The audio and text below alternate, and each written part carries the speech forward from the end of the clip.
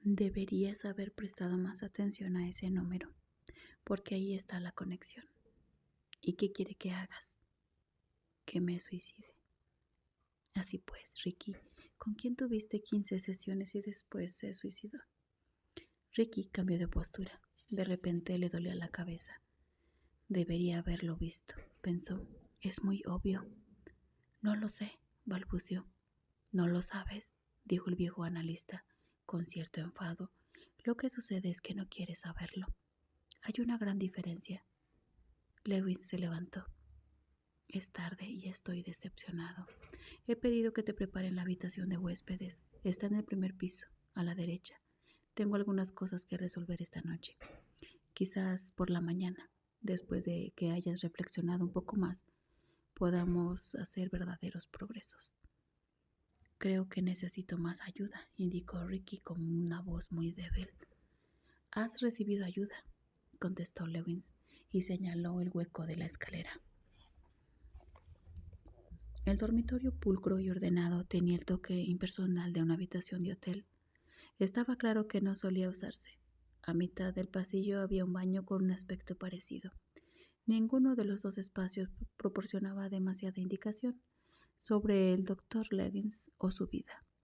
No había frascos de medicamentos en el armario del baño, ni revistas junto a la cama o libros en algún estante, ni fotografías familiares en las paredes.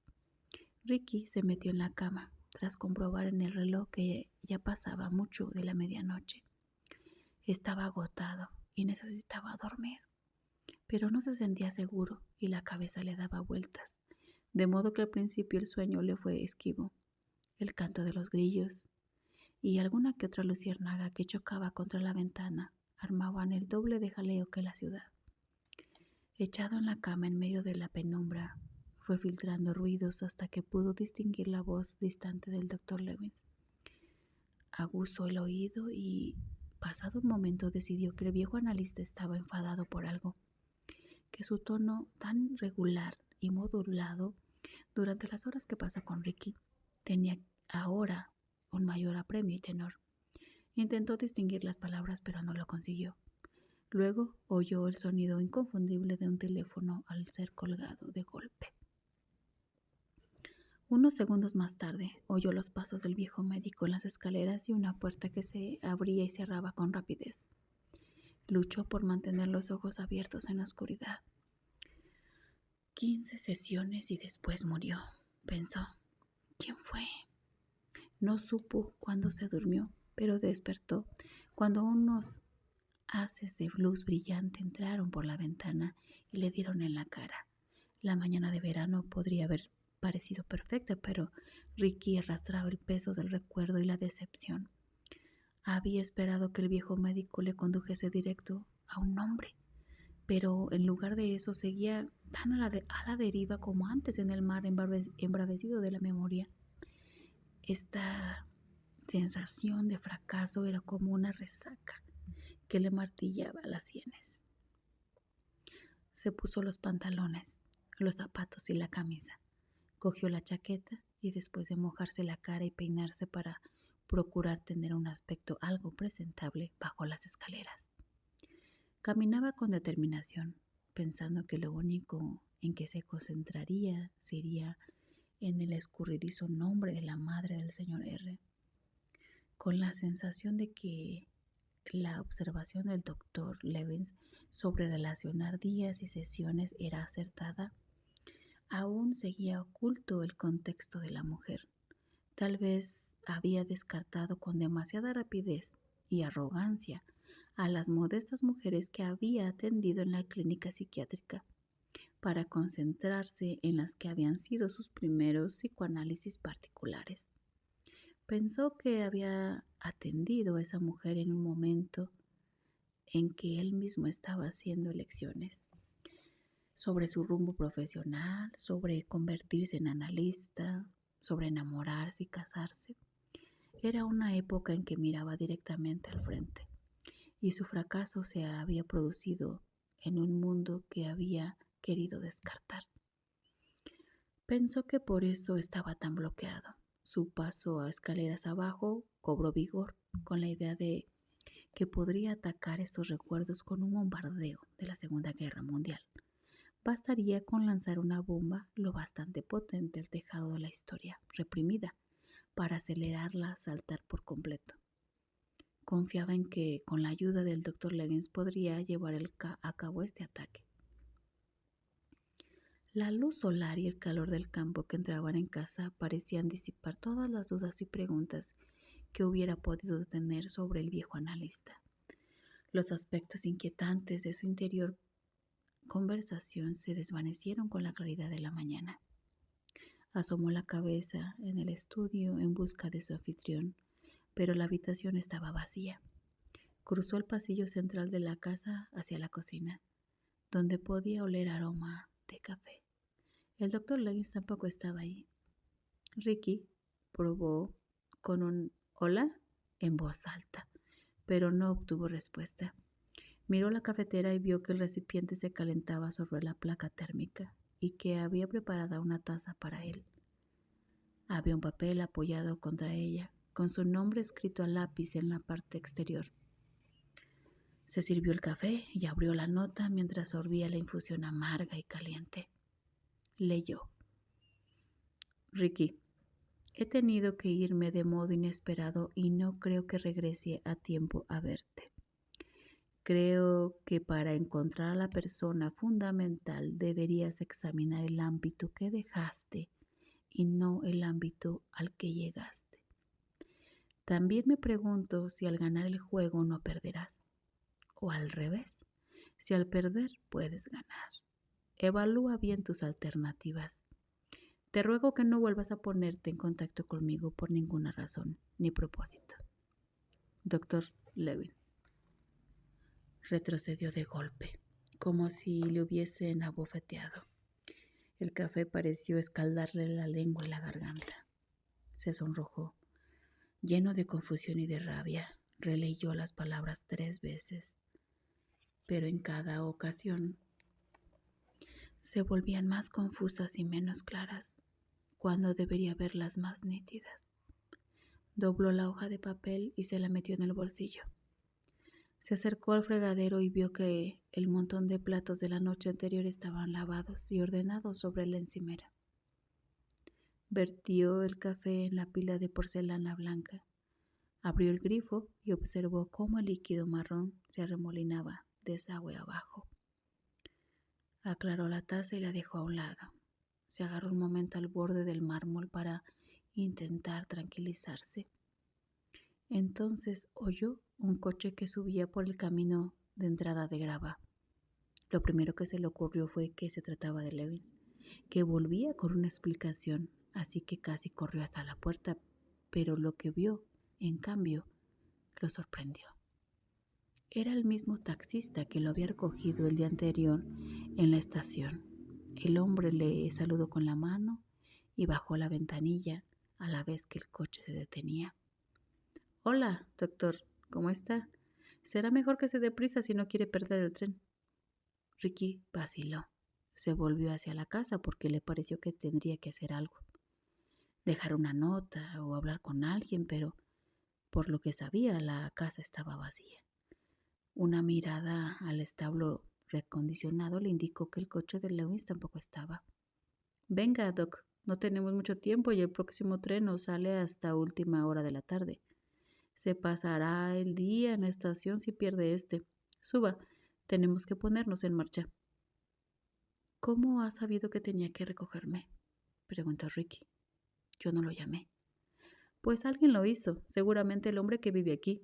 Recibí un mensaje en el busca diciendo que viniera aquí a recoger al doctor Starks enseguida y que me asegurara de que llegara al tren de las 9:15. Así que quemé neumáticos y aquí estoy.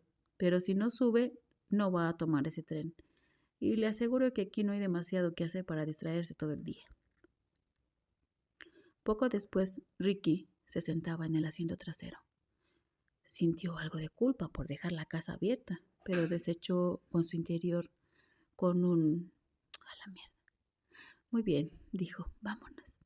El taxista aceleró con brusquedad, levantando grava y polvo. En unos minutos llegaron al cruce en que la carretera de acceso al puente y se encuentra con River Run, un policía de tráfico de Nueva York. Ocupaba el centro de la calzada, bloqueada, el paso por la serpenteante carretera nacional. El policía, un hombre joven con un sombrero de ala ancha, una guerrera gris y una típica expresión dura de estar de vuelta de todo que contradecía su juventud, indicó al taxi que se parara a la izquierda. El conductor bajó la ventanilla y le gritó desde el otro lado de la carretera: «Oiga, ¿no puedo pasar? Tengo que llegar antes de que salga el tren». «Imposible», dijo el policía sacudiendo la cabeza. «La carretera está bloqueada a 1 kilómetro de aquí. Hasta que la ambulancia y la grúa terminen con su trabajo, tendrán que dar un rodeo. Si dan prisa, llegarán a tiempo». «¿Qué ha pasado?», preguntó Ricky. El taxista se encogió de hombros. «Oiga», gritó el hombre al policía, «¿qué ha pasado?». «Un hombre mayor que iba con prisa se salió de la carretera en una curva», explicó la policía. «Se estrelló contra un árbol. Puede que tuviera un ataque cardíaco y perdiera el conocimiento». «¿Ha muerto?», quiso saber el taxista. El policía se encogió de hombros. «Los de la ambulancia están ahí ahora. Han pedido unas tijeras hidráulicas». ¿Qué coche era?, preguntó Ricky, que se incorporó de golpe y, asomado a la ventanilla del conductor, repitió gritando: «¿Qué clase de coche era?». «Un viejo Volvo azul», dijo el policía mientras indicaba al taxi que siguiera la marcha. El taxista aceleró. «Mierda», dijo. «Tenemos que dar la vuelta. Vamos a llegar juntos». «He de verlo», exclamó Ricky, presa del nerviosismo. «El coche. Si nos paramos no llegaremos a tiempo. Pero ese coche, el doctor Lewis, ¿cree que es su amigo?», preguntó el taxista, y siguió alejándose del lugar del accidente, de modo que Ricky no alcanzó a verlo. Tenía un viejo Volvo azul. «Joder, aquí hay montones de esos». «Pare, por favor». La policía no le dejara acercarse, y aunque pudiera, ¿qué haría? Ricky no tenía respuesta a eso. Se dejó caer de nuevo en el asiento, como si lo hubieran abofeteado. El taxista aceleró bruscamente. «Llame a la policía de tráfico. Ahí le darán detalles. O llame a urgencias del hospital y ellos lo informarán. A no ser que quiera ir ahora, pero no se lo aconsejo. Estaría sentado esperando a los médicos de urgencias y tal vez al forense y al policía que lleve la investigación, y seguiría sin saber mucho más que ahora. ¿No tiene que ir a algún lugar importante?». «Sí», afirmó Ricky, aunque no estaba ya seguro de ello. «¿Era un buen amigo suyo?». «No», contestó Ricky. «No era ningún amigo, solo alguien a quien conocía, a quien creía conocer». «Pues ya ve», dijo el taxista, «creo que llegaremos a tiempo a la estación». Volvió a acelerar para pasar un semáforo en ámbar justo cuando se ponía rojo. Ricky se recostó en el asiento tras echar un solo vistazo por encima del hombro, a través de la ventanilla trasera. Todo donde el accidente y quien lo hubiera tenido permanecían fuera de su vista. Intentó ver las luces parpadeantes y oír sirenas, pero no lo consiguió. Arribaron a la estación en el último momento. Las prisas en llegar parecían haber obstaculizado cualquier oportunidad de analizar su vista al doctor Lewis. Corrió frenético por el andén, casi vacío, sus zapatos resonando con fuerza, mientras el tren se detenía con el ruido agresivo de sus frenos hidráulicos. Como en el viaje de ida, solo había unas pocas personas esperando para viajar a Nueva York. Entre semana y a media mañana, un par de hombres de negocios que hablaban por sus móviles. 3 mujeres que al parecer iban de compras y algunos adolescentes con ropa informal. El calor creciente del verano parecía exigir un ritmo lento que no era habitual en Ricky. Le pareció que la urgencia del día estaba fuera de lugar y que no volvería a la normalidad hasta que hubiese regresado a la ciudad. El vagón estaba casi vacío. Solo había unas pocas personas repartidas por las hileras de asientos. Se dirigió a la parte posterior, se sentó en un rincón y apoyó la mejilla contra la ventanilla para contemplar el paisaje.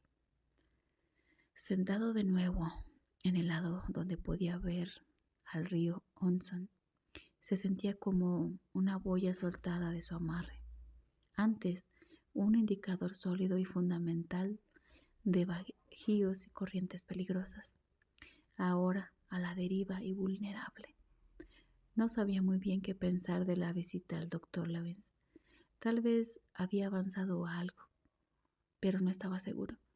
No se sentía más próximo a lograr encontrar su relación con el hombre que la amenazaba que antes de haber viajado río arriba. Después, pensándolo mejor, se dio cuenta de que eso no era cierto. El problema era que tenía alguna clase de bloqueo entre él y el recuerdo adecuado. La paciente correcta, la relación correcta parecía estar fuera de su alcance, por mucho que alargara la mano hacia ella. Había algo de lo que estaba seguro. Todo lo que había logrado en la vida era irrelevante. El error que había cometido, origen de la cólera del señor R., se situaba en sus inicios en el mundo de la psiquiatría y el psicoanálisis.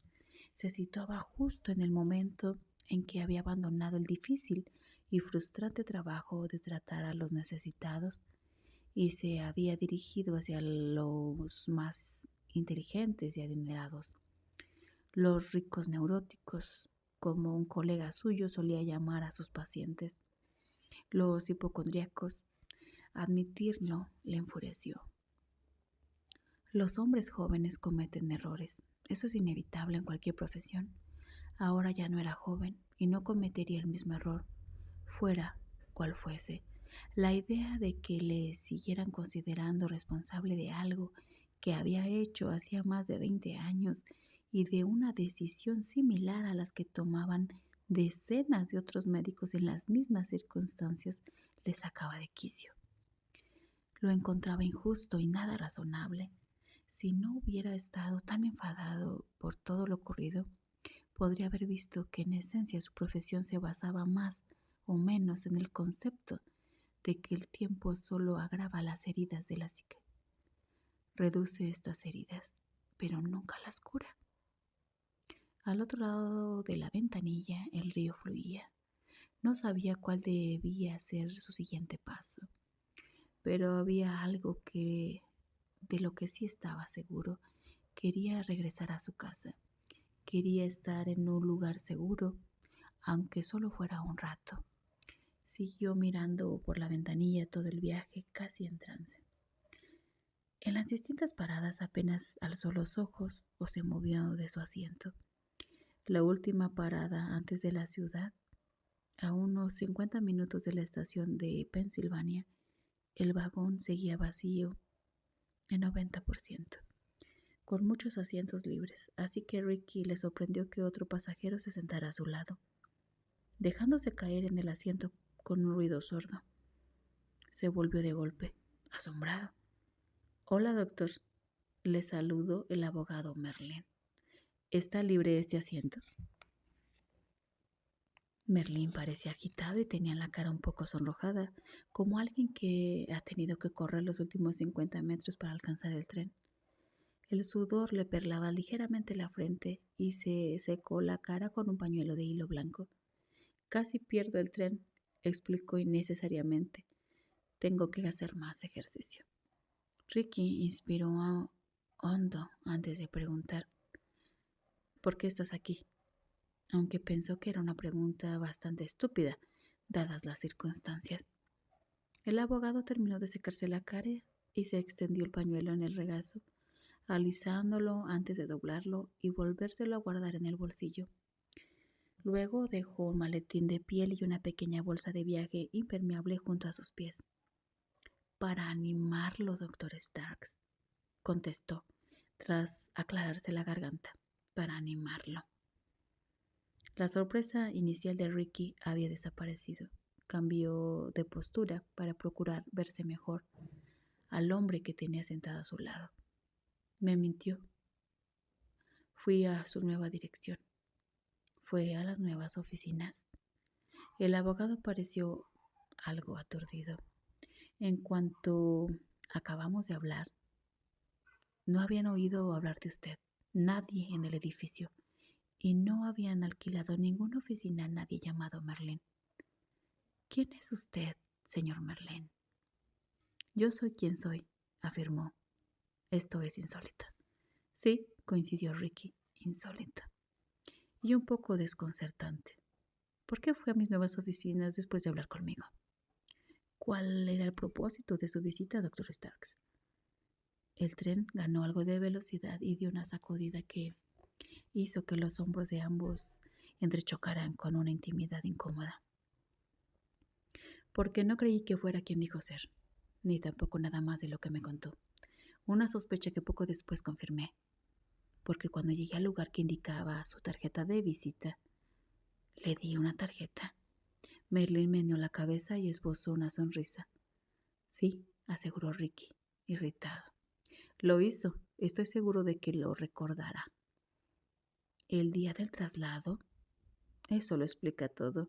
Fue un día difícil, turbador. ¿Acaso no dicen que la muerte, un divorcio y una mudanza son las 3 cosas más estresantes que existen? Afectan el corazón y apuesto que también la mente. Eso me han dicho. Bueno, el primer lote de tarjetas de visita que ordené a la imprenta llegó con una dirección equivocada. Las nuevas oficinas están solo a una manzana. El encargado de la tienda lo anotó mal y no nos dimos cuenta enseguida. Debí de haber entregado una docena antes de ver el error. Son cosas que pasan. Según tengo entendido, a ese pobre hombre lo despidieron porque la imprenta tuvo que comerse todo el pedido y hacer tarjetas nuevas. Merlin se metió la mano en el interior de la chaqueta y sacó un tarjetero de piel. Tenga, esta está bien. Ricky la observó e hizo un gesto de rehusarla. No le creo, soltó. No voy a creer nada de lo que me diga, ni ahora, ni nunca. También me rodeó por mi casa con el mensaje en el Times un par de días después. Sé que era usted. Por su casa. Qué extraño. ¿Cuándo fue eso? A las 5 de la mañana. Vaya. ¿Cómo puede estar tan seguro de que era yo? El repartidor describió sus zapatos a la perfección y el resto de la persona de forma aceptable. Merlin sacudió de nuevo la cabeza. Sonrió del modo felino que Ricky recordaba de su primer encuentro. El abogado confiaba en su habilidad de seguir mostrándose escurridizo para que no pudiera comprometerlo. Una aptitud importante para cualquier abogado.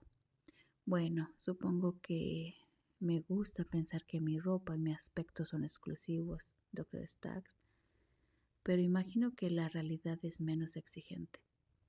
Mis zapatos, por bonitos que sean, pueden comprarse en muchas zapaterías y no son demasiado inusuales en el centro de Manhattan.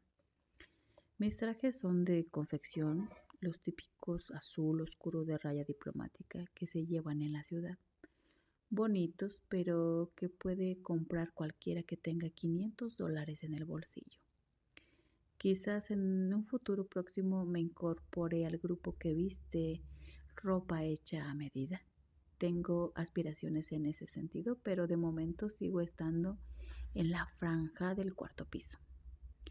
Moda de caballero, de la plebe. ¿Le describió ese repartidor mi cara? ¿Y mi calva incipiente? ¿No? Por su expresión adivino la respuesta. Así pues, yo dudaría que cualquier identificación que usted crea que hizo alguien resistiera un intenso examen profesional. Sin duda, una identificación que le ha convencido de un modo tan absoluto. Creo que esto es más bien consecuencia de su profesión, doctor. Valora demasiado lo que la gente le dice. Considera las palabras dichas como un medio de llegar a la verdad. Yo las considero un medio para ocultarla. El abogado lo miró sonriendo y añadió: Parece estar bajo presión, doctor. Seguro que lo sabe bien, señor Merlin, porque usted o su jefe son quienes han creado esta situación. Me ha contratado una mujer joven de quien usted abusó. Como ya le dije antes, doctor, esto es lo que me ha puesto en contacto con usted. Por supuesto. Pues bien, señor Merlin, soltó Ricky a medida que su rabia crecía. Vaya a sentarse a otra parte. Este sitio está ocupado por mí. No quiero seguir hablando con usted. No me gusta que me mientan tan descaradamente y no pienso escucharlo más. Hay muchos asientos en este tren. Ricky señala el vagón casi vacío. Siéntese por allí y déjeme solo. O por lo menos deje de mentirme. Merlin no se movió. Eso no sería sensato, aseguró. Puede que esté cansado de comportarme de modo sensato, contestó Ricky. Tal vez debería actuar sin reflexionar. Déjeme solo. Pero no esperaba que el abogado lo hiciera. ¿Es así como se ha comportado? ¿De modo sensato? ¿Se ha puesto en contacto con un abogado, como le aconsejé? ¿Ha tomado medidas para protegerse y proteger también sus posesiones de un juicio y del bochorno? ¿Ha sido racional e inteligente en sus acciones? He tomado medidas, contestó Ricky. No estaba seguro de que eso fuera exacto. Era evidente que el abogado no le creía. Bueno, me alegra oír eso, sonrió. Tal vez podríamos llegar a un acuerdo entonces. Usted, su abogado y yo. Ya sabe cuál es el acuerdo que yo quiero, señor Merlin, o como quiera que se llame. Así que, por favor, ¿podría dejar la farsa que se obstina en representar y decirme el motivo de que esté en este tren y sentado a mi lado? Doctor Starks, detecto cierta desesperación en su voz. Bueno, ¿cuánto tiempo cree que me queda, señor Merlin? ¿Tiempo, doctor Starks? ¿Tiempo? Todo el que necesite, hombre. Hágame un favor, señor Merlin. Váyase o deje de mentir. Sabe muy bien de qué hablo. Merlin lo miró con atención, con la misma sonrisita de gato en los labios, pero a pesar de ese aire de autosuficiencia, había abandonado parte de su afección. Bueno, doctor, tic-tac, tic-tac. La respuesta a su última pregunta es: diría que le queda menos de una semana. Por fin una afirmación veraz. Ricky inspiró con fuerza. Y ahora dígame quién es usted. Eso no importa. Un jugador más, alguien contratado para hacer un trabajo. Y no soy la clase de persona que usted cree, ni mucho menos. Entonces, ¿por qué está aquí? Ya se lo dije, para animarlo. Muy bien, dijo Ricky con firmeza. Anímeme. Merlin pareció pensar por un instante y acto seguido contestó: Doctor Spock, ¿sería adecuada en este momento? No he tenido ocasión de leer ese libro, comentó Ricky con amargura. La frase es: ¿sabe más de lo que piensa? Ricky reflexionó un momento antes de contestar con sarcasmo. Espléndido. Genial. Intentaré recordarlo. ¿Valdría la pena que lo hiciera? Ricky no respondió. ¿Por qué no me da su mensaje? Dijo en cambio. Después de todo, es eso, ¿no? Un mensajero. Así que adelante. ¿Qué quiere decirme? Urgencia, doctor. Ritmo, velocidad. ¿Cómo? Acelere, soltó Merlin, sonriente con un acento desconocido. Tiene que hacer su segunda pregunta en el periódico de mañana. Tiene que avanzar, doctor. Si no desperdiciando el tiempo, por lo menos está dejándolo escapar. Todavía no he elaborado la segunda pregunta. El abogado hizo una ligera mueca, como si estuviera incómodo en el asiento o notara los primeros indicios de un dolor de muelas. Eso se temía en ciertos círculos, indicó. De ahí la decisión de darle un empujoncito. Merlín levantó el maletín de piel que tenía entre los pies y se lo puso en el regazo. Cuando lo abrió Ricky, vio que contenía un ordenador portátil, varias carpetas y un teléfono móvil. También había una pistola semiautomática azul, acero con una funda de piel. El abogado apartó el arma y sonrió al ver que Ricky la observaba. Cogió el teléfono y lo abrió, haciendo brillar en ese exclusivo verde electrónico tan habitual en el mundo moderno. Se volvió hacia Ricky. ¿No le queda ninguna pregunta por hacer sobre esta mañana? Ricky siguió mirando la pistola antes de responder. ¿A qué se refiere? ¿Qué vio esta mañana de camino a la estación? Ricky vaciló. No sabía que Merlín o Virgil o señor R pudieran o supieran lo de la visita al Dr. Lawrence, pero entonces de repente comprendió que debían de saberlo si habían enviado a Merlín a reunirse con él en el tren. ¿Qué vio?, insistió Merlín. Un accidente, contestó con voz dura. El abogado asintió. ¿Tiene la certeza de eso, doctor? Sí, la certeza es una presunción maravillosa, comentó Merlín. La ventaja de ser abogado en un lugar de, pongamos por caso, psicoanalista, es que los abogados trabajaban en un mundo desprovisto de certeza. Vivimos en un mundo de la persuasión, pero ahora que lo pienso, quizá no sea demasiado distinto para usted, doctor. Después de todo, ¿no lo persuaden de cosas? Vaya al grano. Apuesta que nunca usó esa frase con un paciente. Sonrió el abogado de nuevo. Usted no es un paciente mío. ¿Cierto? Así que, ¿cree que vio un accidente? ¿De quién? Ricky no estaba seguro de cuánto sabía Merlín sobre el Dr. Lawrence. Era posible que lo supiera todo o que no supiera nada. Guardó silencio. El abogado contestó por fin a su propia pregunta.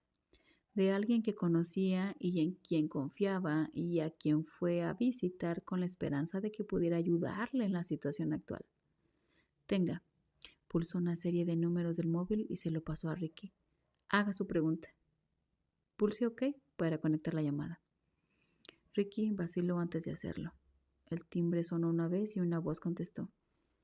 Policía de tráfico, agente Johnson, ¿en qué puedo servirle? Ricky dudó lo suficiente para que el policía repitiera. Policía de tráfico, diga. Buenos días, dijo entonces. Soy el Dr. Frederick Starks. Esta mañana me dirigí hacia la estación de trenes y al parecer hubo un accidente. Me preocupa que pudiera tratarse de un conocido mío. ¿Podría informarme? La respuesta del policía fue curiosa pero enérgica. ¿En River Road? ¿Esta mañana? Sí, afirmó Ricky. Había un agente de policía que dirigía el tráfico hacia un desvío. ¿Dice que fue hoy? Sí, hará menos de 2 horas. Lo siento, doctor, pero no tengo noticia de que haya habido ningún accidente esta mañana. Pero se trataba de un Volvo azul. Ricky se reclinó con fuerza. El nombre de la víctima era Dr. William Lewis. Vive en River Road. Hoy no. De hecho, no hemos tenido ningún aviso de accidente desde hace unas semanas, lo que no es nada habitual en verano. Y he estado de servicio en Centralita desde las 6 de la mañana, de modo que si hubiera habido cualquier llamada a la policía o petición de ambulancia, la habría recibido yo. ¿Está seguro de lo que vio? Debo de haberme confundido, dijo Ricky, tras inspirar hondo. Gracias. De nada, contestó el hombre y colgó. Pero yo vi, empezó Ricky, la cabeza le daba vueltas. ¿Qué vio? Merlín meneó la cabeza. ¿Lo vio realmente? Piense, doctor Starks, piénselo bien. Vi un policía de tráfico. ¿Vio el coche patrulla? No, estaba dirigiendo el tráfico y dijo, qué gran palabra, así que dijo algo y usted pensó que era cierto. Vio un hombre con aspecto de policía de tráfico y supuso que lo era. Lo vio desviar a otro vehículo mientras estuvo en ese cruce. Ricky se volvió a sacudir la cabeza. No, así que en realidad podría haber sido cualquiera, con un sombrero de ala ancha. Examinó con atención su uniforme. Ricky visualizó al joven y lo que recordó fueron unos ojos que asomaban bajo el sombrero de la ala ancha. Intentó recordar otros detalles, pero no lo logró. Parecía un policía de tráfico, aseguró. Las apariencias no significan demasiado, ni en su profesión ni en la mía, doctor. ¿Sigue estando seguro de que hubo un accidente? ¿Vio alguna ambulancia? ¿Un coche de bomberos? ¿Otros policías o miembros del equipo sanitario? ¿Oyó sirenas? Quizás el chop chop delatador de un helicóptero de salvamiento. No. De modo que aceptó la palabra de un hombre que había habido un accidente que posiblemente afectaba a alguien con quien usted había estado el día antes, pero no le pareció necesario comprobar nada más. Salió corriendo para tomar un tren porque creía que tenía que regresar a la ciudad. Pero, ¿cuál era la urgencia real? Ricky no respondió. Y por lo visto, al parecer no hubo ningún accidente en esa carretera. No lo sé. Puede que no. No puedo estar seguro. No, no puede estarlo, admitió Merlín, pero podemos estar seguros de algo. Pensó que lo que tuviera que hacer era más importante que averiguar si alguien necesitaba ayuda. Quizá debería recordar esta observación, doctor. Ricky intentó moverse en el asiento para mirar a Merlín a los ojos. Era difícil. Merlín siguió sonriendo, con el irritante aspecto de quien controla la situación por completo. Quizá debería intentar llamar a la persona a la que visitó. Señaló con la mano el móvil para asegurarse que está bien. Ricky marcó deprisa el número del Dr. Lewin. Sonó varias veces, pero nadie contestó. La sorpresa asomó su rostro, lo que Merlín detectó antes de que Ricky pudiera decir nada. El abogado hablaba de nuevo. ¿Por qué está tan seguro de que esa casa era realmente el lugar de residencia del Dr. Lewins? Preguntó Merlín con formalidad profesional. ¿Qué vio que le relacionara al doctor directamente con este sitio? ¿Había fotos familiares en las paredes? ¿Vio algún signo de otras personas? ¿Qué documentos, adornos, lo que podríamos llamar mobiliario de la vida, probaba que usted estaba en la casa del doctor? Aparte de su presencia, claro. Ricky se concentró, pero no recordó nada. El estudio donde habían estado sentados la mayoría de la noche era un estudio típico. Libros en los estantes, sillas, lámparas, alfombras, algunos papeles sobre la mesa, pero ninguno que hubiera examinado. Nada que fuera exclusivo y destacara en su recuerdo. La cocina era simplemente una cocina. Los pasillos conectaban con las habitaciones. La habitación de huéspedes donde había dormido era impersonal. Siguió sin decir nada, pero sabía que su silencio era tan bueno para el abogado como una respuesta. Merlín inspiró hondo con las cejas arqueadas a la espera de una respuesta. Después las bajó, relajado, y pasaron a formar parte de la sonrisa de complicidad que esbozó.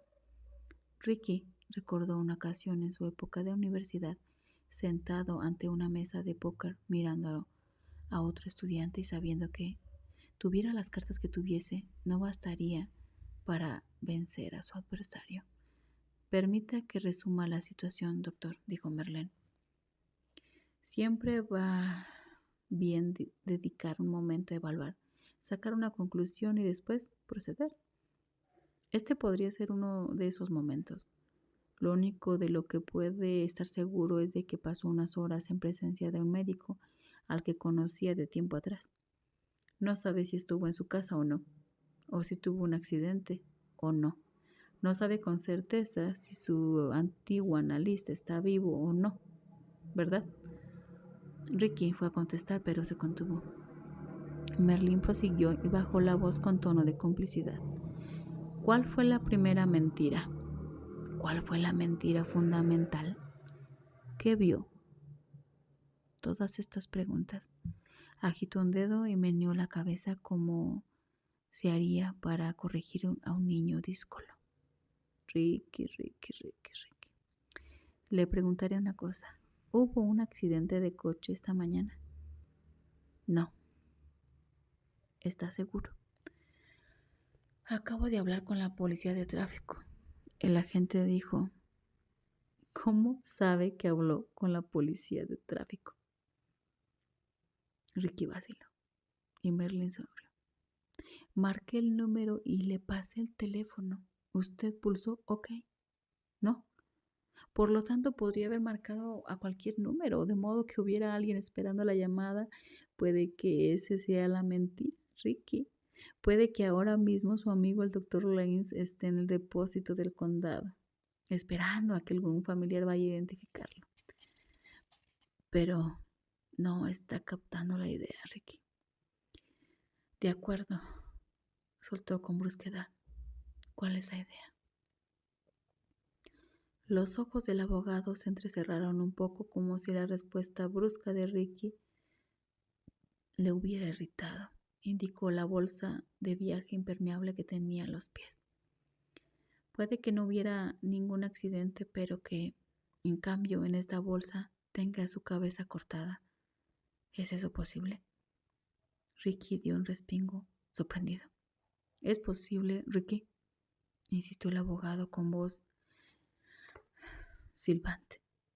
Los ojos de Ricky se dirigieron a la bolsa. Tenía una forma corriente, sin ningún indicio externo acerca de su contenido. Era bastante grande como para que cupiera la cabeza de una persona, e impermeable, de modo que no habría manchas ni filtraciones. Mientras tenía en cuenta todos estos detalles, notó que se le sacaba la garganta y no sabía qué le aterraba más, la idea de que a sus pies hubiera la cabeza de un hombre que conocía o la duda si era así. Es posible, susurró a la vez que alzaba la voz y los ojos hacia Merlín. Es importante que entienda que todo es posible. Simular un accidente automovilístico, presentar una denuncia por acoso sexual ante el organismo rector de su profesión, invadir sus cuentas bancarias, matar a sus familiares, sus amigos o incluso sus conocidos. Tiene que actuar, Ricky.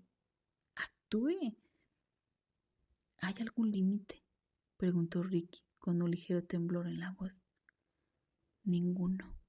Merlín sacudió la cabeza. Eso es lo que hace que todo sea tan fascinante para nosotros, los participantes. En las reglas del juego que estableció mi jefe, todo puede formar parte de la actividad. Lo mismo es válido para su profesión, imagino. ¿No es así, Dr. Starks? Supongo, repuso Ricky en voz ronca, mientras se movía inquieto en su asiento. Tendría que largarme ahora mismo. Dejarlo aquí sentado, con lo que contenga esa bolsa. Merlín sonrió de nuevo. Se agachó y dobló un poco la parte superior de la bolsa para dejar al descubierto las letras F.A.S. grabadas en ella. Ricky observó las iniciales. ¿Cree que no hay nada en esta bolsa como una cabeza que le relaciona a usted, Ricky? ¿No cree que la bolsa fue comprada con una de sus tarjetas de crédito antes de que fueran canceladas? ¿Y no cree que el taxista que le recogió esta mañana y le llevó a la estación recordará que lo único que llevaba era una bolsa de viaje azul, tamaño mediano? ¿Y que lo dirá a cualquier policía que se moleste en preguntarle? Ricky intentó humedecerse los labios para encontrar algo de humedad en este mundo. Por supuesto, prosiguió Merlín. Yo podría llevarme la bolsa y usted podría actuar como si nunca la hubiera visto. ¿Cómo? Haga su segunda pregunta, Ricky. Llame ahora al Times. No creo que... Ahora, Ricky. Estamos llegando a la estación de Pensilvania y cuando estemos en un túnel subterráneo, el teléfono no tendrá cobertura y esta conversación terminara. Decídase de una vez. Para subrayar sus palabras, empezó a marcar un número en el móvil. Tenga, dijo, he marcado el departamento de clasificados del Times. Haga la pregunta, Ricky. Ricky tomó el teléfono y pulsó el OK. Oyó la misma voz de mujer que había atendido la llamada la semana anterior. Soy el Dr. Starks, dijo despacio. Me gustaría poner otro anuncio clasificado en la portada. Mientras hablaba, buscaba desesperadamente las palabras. Por supuesto, doctor. ¿Cómo va la gincana? Quiso saber la mujer. Voy perdiendo, contestó y añadió. El anuncio tendré que decir lo siguiente. Se detuvo, inspiró profundamente y dijo: hace 20 años, como profesional, traté a gente pobre en un hospital. Me marché para mejorar de posición. ¿Fue eso lo que motivó esta situación? Que al irme en el olvido la dejara provocó que esa mujer se suicidara.